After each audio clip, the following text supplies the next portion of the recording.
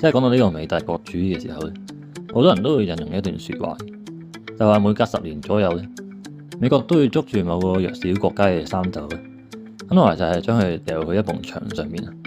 而呢個就係要俾全世界知道美國有幾認真。咁如果你問左翼嘅話咧，佢哋就會話呢個係野蠻同埋邪惡啦。至於右翼咧，咁佢哋就會認為呢個冇咩大不了。而從古今中外嘅歷史嚟睇，呢個根本就係人類社會嘅常態嚟嘅。咁所以講到呢個強權政治本身咧，我都唔認為有啲咩特別可恥嘅地方。咁但係真正可恥嘅就係嗰啲幫強權政治塗脂抹粉嘅人咯。即係佢哋就會同你講話某國之所以出兵，目的就係要彰顯呢個民主啦、人權啦，咁同埋就係要打擊毒品啊。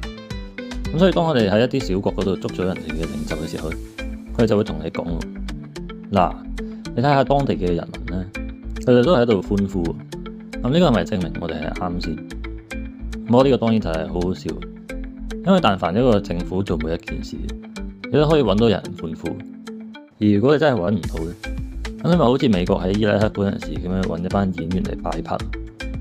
不過無論係咪擺拍都好咧，我哋有一點就係可以肯定，就話喺每一次嘅呢啲軍事行動裏面咧，當地人嘅諗法都係無足輕重。